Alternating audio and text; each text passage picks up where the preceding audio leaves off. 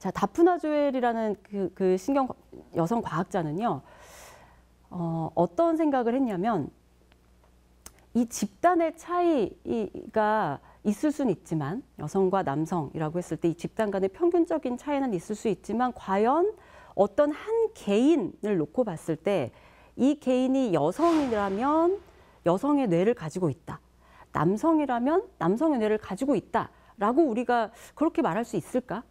사실 그게 우리가 일상적으로 여성의 뇌와 남성의 뇌를 생각하는 방식이잖아요.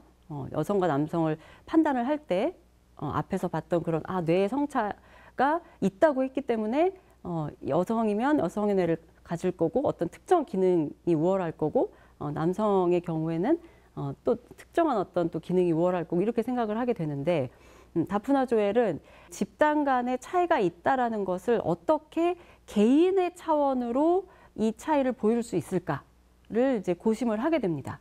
그래서 새로운 가설을 세워요. 과학 연구에서 가설이 굉장히 중요하죠. 어떤 가설을 세우냐면, 여성의 뇌, 남성의 뇌라는 것이 실제로 존재한다면, 그래서 여성은 여성의 뇌를 가지고 남성은 남성의 뇌를 갖는다라는 것이 실제로 그렇다면, 남성의 뇌에서는 그 남성 집단에서 주로 나타나는 그런 특징들이 주로 보여야 되는 거고요. 여성의 뇌에서는 여성 어떤 집단에서 평균적으로 보이는 특징들이 어떤 한 여성에게도 그대로 나타나야 된다라는 거죠. 이제 그 가설을 가지고 새로운 어떤 분석 방법을 또 도입합니다. 인간의 뇌를 116개의 부위로 쪼개요.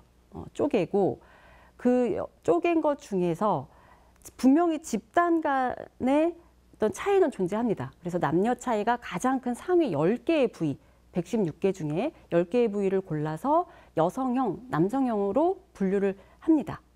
그리고 만약에 여성의 뇌라고 우리가 한 개인의 뇌를 부를 수 있다면, 이 최소한 10개의 여성형 부위가 일관적으로 한 여성의 뇌에서 발견이 돼야 되는 거예요. 그런데 실제로 여성과 남성의 뇌를 이제 쭉 조사를 해 보니까 이렇게 일관성을 보인 뇌는 전체 중에 6%밖에 되지 않는다는 거죠. 그러니까 94%의 뇌에서는 여성형과 남성형이 혼재되어 있다는 거예요. 자, 그러면 과연 우리가 한 개인의 뇌를 여성의 뇌다, 남성의 뇌다라고 말할 수 있을까? 그렇지 않다라는 거죠. 이게 이제 다프나 조엘이 이 논문으로 실제로 발표했던 논문에 실린 그림입니다. 저 그림을 보시면 여기 피메일 메일이라고 그래서 왼쪽 그 막대기가 여성들의 뇌고요. 오른쪽이 남성들의 뇌입니다. 그리고 여성, 남성 중에서 보면 아마 이렇게 가느다랗게 가로로 이렇게 쭉 이렇게 네모칸이 보이실 거예요. 그게 한 명 한 명의 뇌를 표현을 한 거예요.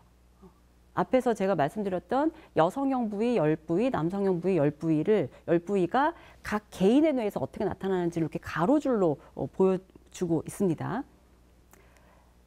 자, 가로줄 하나를 보시면 완전히 핑크색이거나, 핑크색의 경우 이제 여성형 부위인 거고요. 완전히 파란색인 경우, 그러니까 이제 파란색은 남성형 부위이죠.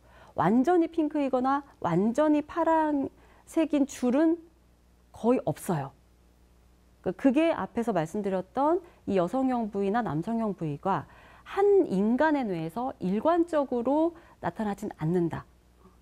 그래서 이 다프나 조엘의 연구팀은 인간의 뇌는 모자이크다. 여성의 뇌, 남성의 뇌로 나눌 수 없고 모든 사람은 모자이크 뇌를 가지고 있다. 여성형과 남성형은 섞여 있다라는 것이 이 다프나 조엘이 발표한 연구 결과입니다. 핫클립 재밌게 보셨나요? 대한민국 과학 전문 방송 YTN 사이언스의 유익한 콘텐츠를 더 보고 싶으시다면 여기를 누르시고요. 또 구독도 부탁드려요.